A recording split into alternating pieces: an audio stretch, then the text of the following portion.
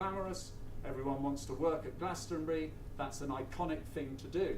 But don't forget, that's also a business. Glastonbury is not what it was in my day, the Woodstock of its era, where we all went down there and very shortly forgot everything we did there, although we know we had a good time. Now, that industry is a major contributor to our wider economy as well. This country has a superb creative reputation around the world. So we should be looking to ensure when we discuss our business events, we don't leave the definition too narrow. Now, we have a great story to tell, but so what? Well, I submit that by attracting benefits from around the world, delegates bring far more than a short-term gain to our economy. I see that when we host large international conferences, whilst they may not attract global television audiences, what they are doing is leaving not just a large injection into local economies, but the opportunity for us to deliver long-term growth in the UK. When you bring together 10,000 delegates, leaders of the major life science companies, leaders of the major pharmaceutical companies, decision makers, academics from around the world to one of our destinations of choice here in the UK, we have the opportunity, indeed, we are being paid by these very same delegates to advertise our knowledge banks, our knowledge hubs and our skill areas in the United Kingdom as a place to do permanent business in the future and build long-lasting relationships. These opportunities need to fit with the government's growth agenda.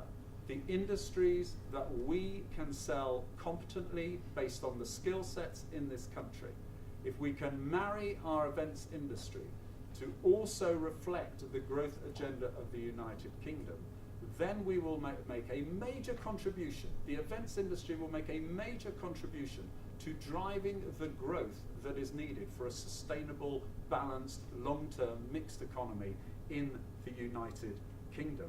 Frankly, every time you put on, or this industry puts on a conference, it really is like getting paid to advertise ourselves as a long-term investment for those same visitors, delegates and industries to coming here.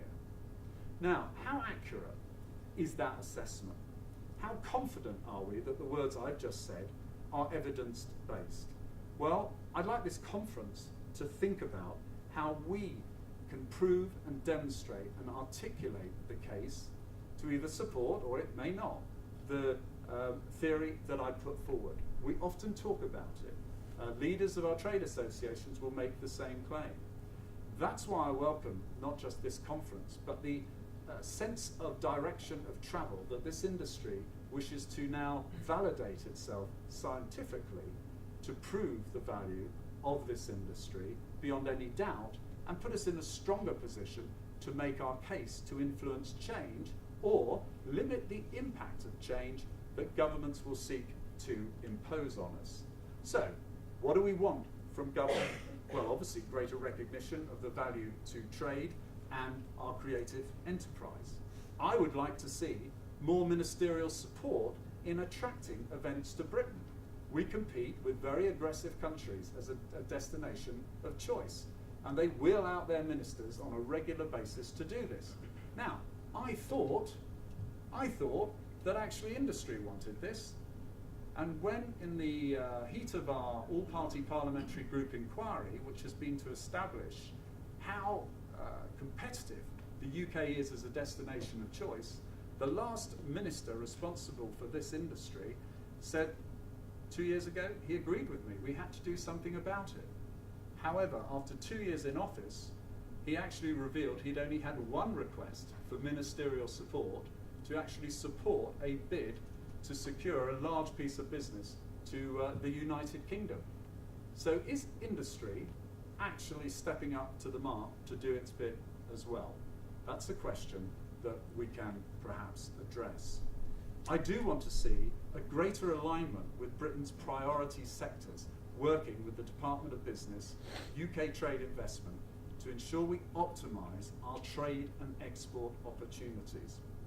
Now, to achieve this, we will require a partnership between industry, between Parliament, local government and national government to ensure that we embrace this growth agenda. So how can we help? Well, first of all, industry, I believe, needs to step up to the mark. It should, quite frankly, maintain long-term support for the agencies that are working to promote and invest in the future of business visits and events in Britain. Industry cannot expect to have government support or national programs to actually help make Britain a destination of choice if industry is not prepared to step up the mark and may even have to examine, can it fund further any programs to help promote Britain abroad? I think industry, on the other hand, is sitting on some great qualities that it's been doing to support government aims, but not shouting about them. At the heart of any government is its need to provide work and jobs for its citizens. It won't make jobs in the public sector. It wants to fuel the opportunities for growth. The apprenticeship programme is at the heart of what the government does. This industry is steeped in the opportunities for apprentices, but I don't hear it articulating about its contribution or what it can do enough. Again, industry should be proud of what it's trying to achieve and argue it can do more and help meet that government's agenda. Because sure as anything else, if you work your way to helping support government agendas, you might find them a little more responsive to your particular needs. Now, what are those needs? Well, we know that regulation is a burden to any business, but I am deeply frustrated that we have not made the one case, one message, that the harm that visas can be doing, visa applications can be doing, to attract business into this country. That's just one example. I could give you more, I won't because time is pressing. The point that I'm making is that it's very hard for an industry to bring about change if it is delivering its messages from diverse groups, diverse sectors, different trade associations, different lobbying groups, and effectively speaking with many different voices. If we can articulate that message and bring all those different groups together, we will effectively create one voice and one punch and have more opportunity to influence change based on evidence and based on the power of one voice, one punch, if you like. Would it make sense, for example, that if we had one message, that our efforts were diluted as they went across government? No, because if we have to speak to many people, it actually makes it hard for us to influence the case for change. I believe that we should learn from what other countries are doing.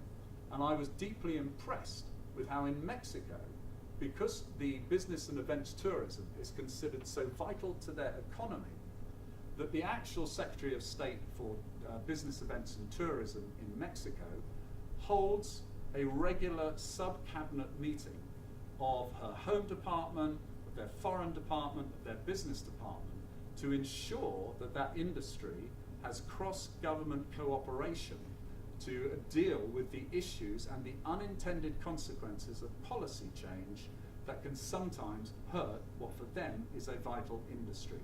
Our job is to show that this is a vital industry to the UK economy, not just in what it delivers, what it could deliver for the future and the UK growth agenda, and that it needs to be able to communicate with government, cross-department, to ensure that government does not get on the back of the business and in the way of letting this industry do what it is good at. In conclusion, the UK is considered generally to be a destination which is somewhat expensive. It is also viewed by some as having a fragmented convention industry.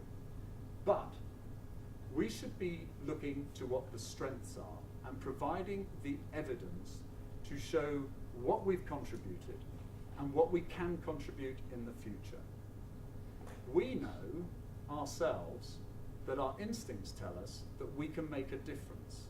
I hope this conference will address how it will be able to support the case for change, the value of this industry, how it teaches its young professionals to get ready for an industry that, sure as anything, will be very different to what we see today, as I saw it by comparison with 1984.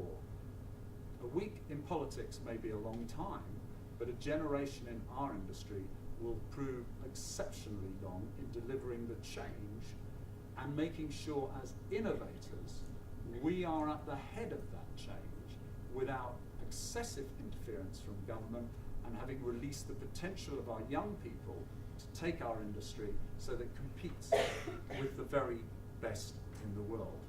Now, I've probably covered far too many subjects there. I understand I should have left time for questions. I think I've left time for questions. Bring it on.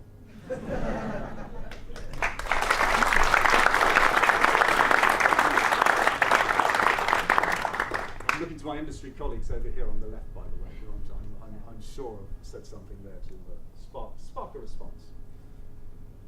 Please.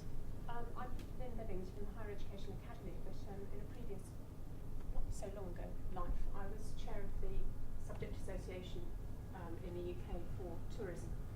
And as part of that, we were a member of the Tourism Alliance, and we were very vigorous in lobbying government, both in terms of things like visa issues and VAT issues, but also in terms before the previous election, for example, in actually campaigning. And also drawing events into the fold as far as the subject benchmark statements are, so actually including them as being a key part of the education within that subject grouping, hospitality, leisure, sport and tourism. So events is now part of that. Do you think it is important that all of the tourism, leisure, all of those subjects actually come together as one in order to lobby government more? Yeah, I think so. I mean, it's really simple. Government is remarkable in how it works. I have the power and ability to be able to rub shoulders with the Secretary of State for Tourism, who kind of has a brief in our industry, but so does Biz. And I can grab hold of them in the voting lobbies, which is why we'll never have digital voting. You can grab them this way. I can make the case in about 90 seconds for the industry. After that, he disappears into a myriad of civil servants who do a great job. I'm not just going to sit here and easily attack bureaucrats, but the reality is trying to get a single message to a minister so that it's on the record and will drive change is incredibly hard. It is unbelievably hard. Therefore, we dilute our efforts unless we can actually speak with one organisation, nominate one organisation to represent our core issues to the right target. Now, one could argue in education that it's actually quite difficult to know who the target is, and I accept that. It's equally hard for us to identify the target for business events. I mean, no, I won't attempt to explain that. It's actually really difficult to know who should we be speaking to about the influence of business events in this country.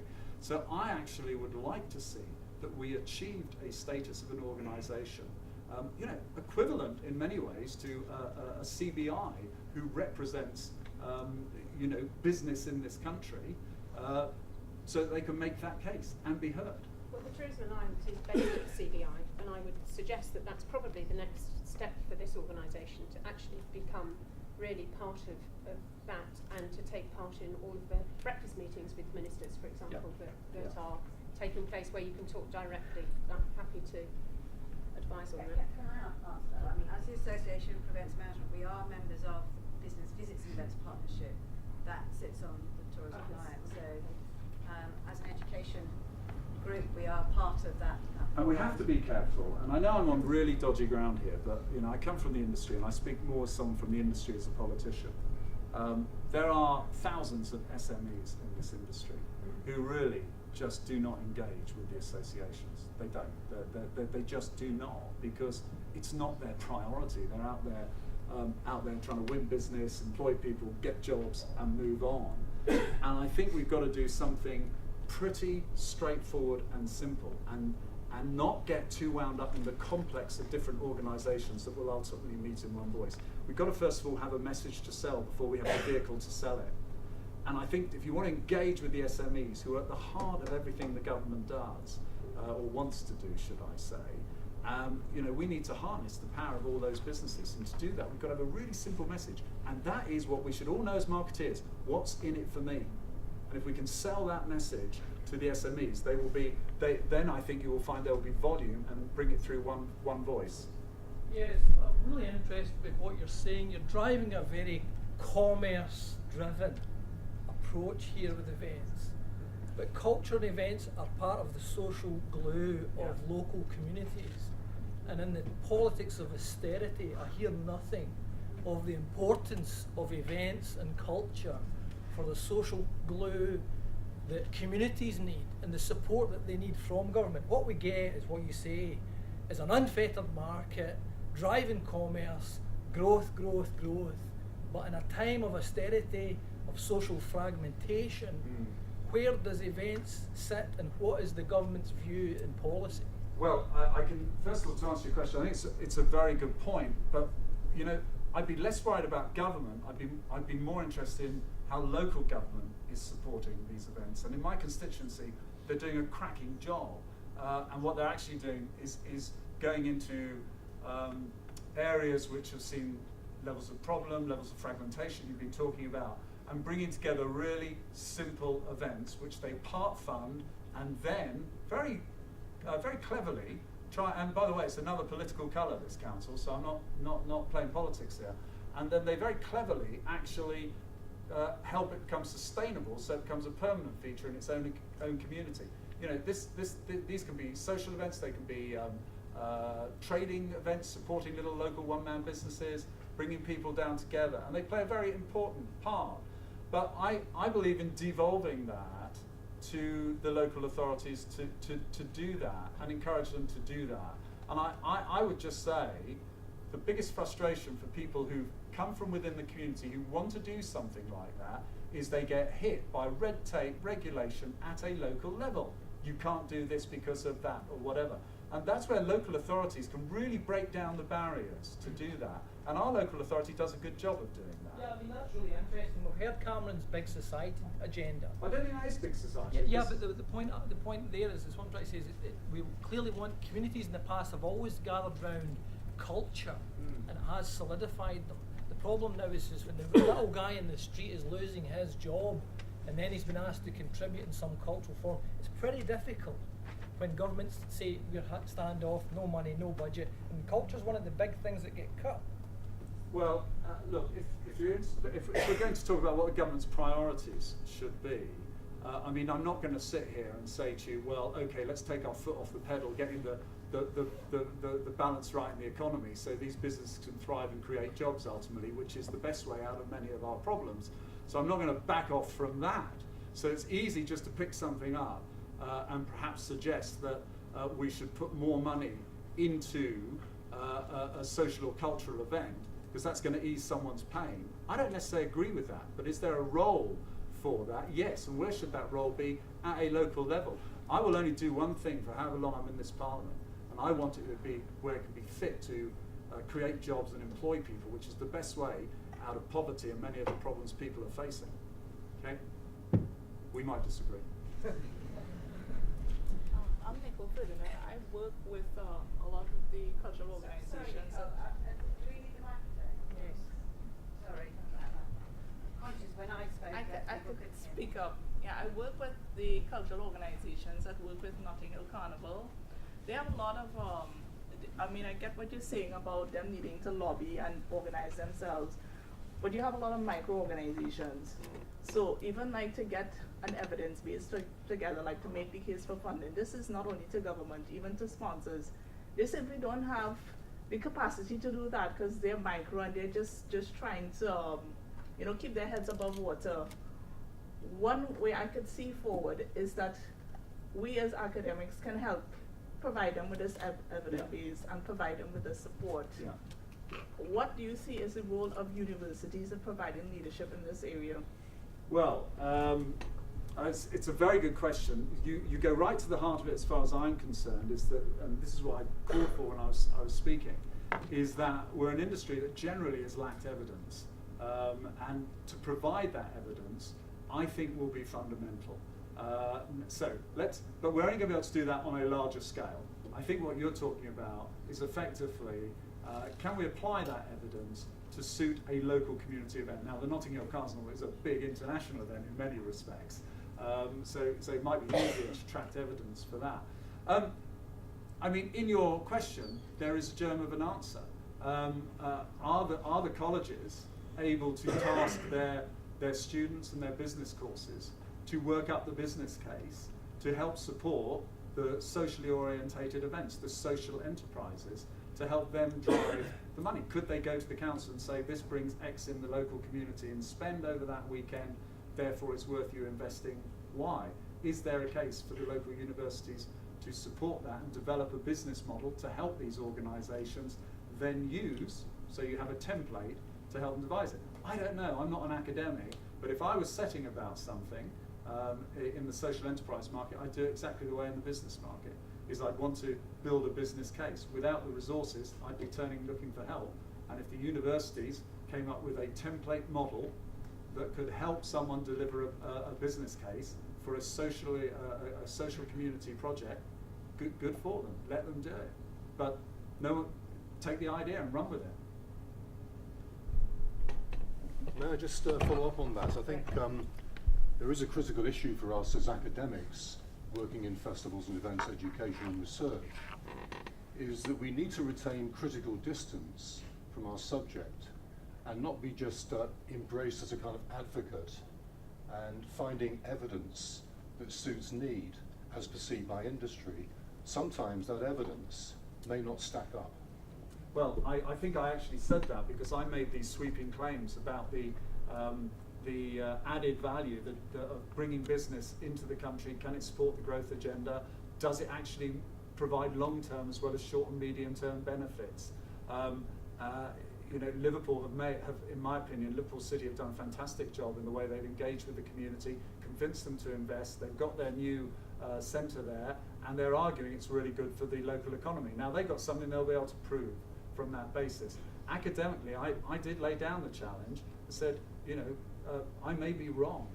Now, that we took evidence in the all-party parliamentary group inquiry where we were basically setting this out as a challenge. We will not have scientific evidence to back up what we do. We will essentially have a lot of anecdotal evidence based on people from looking who choose the UK as an alternative to other countries, as a destination choice, and how that affects the local economies. It's fundamentally going to be anecdotal. I think you should retain your difference, and I think you should prepare to challenge some of the assumptions. Frankly, I'd like to think the DCMS, Department of Culture, Media and Sport, would be challenging them, as would BIS. But as you know, it's often the universities and academics that produce the reports that influence change.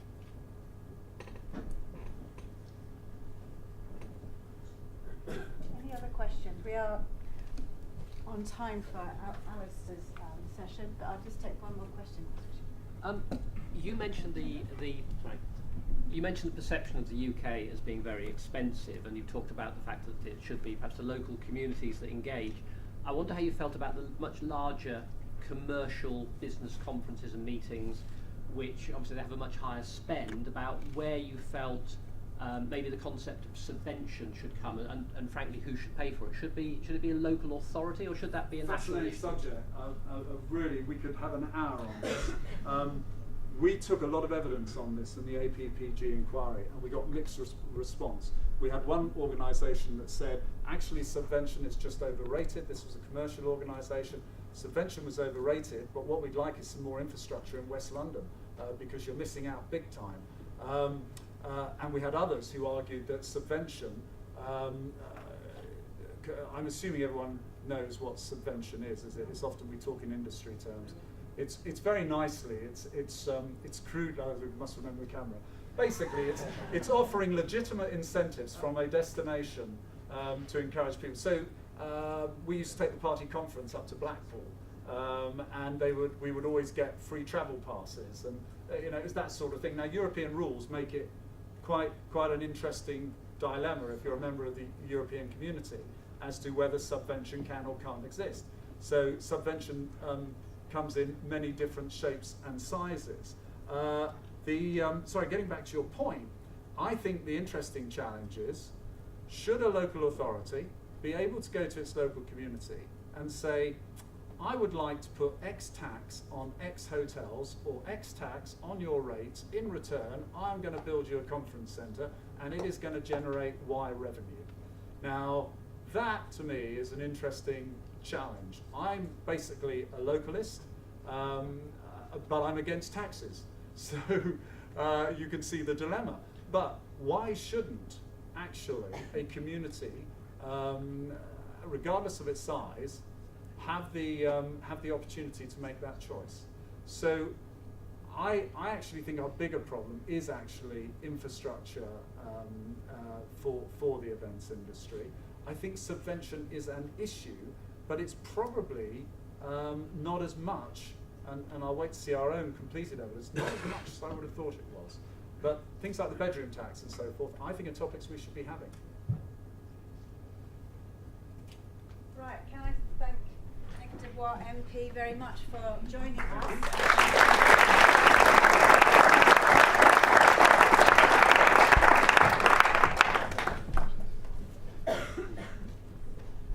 Sorry, Alistair, what was going to say?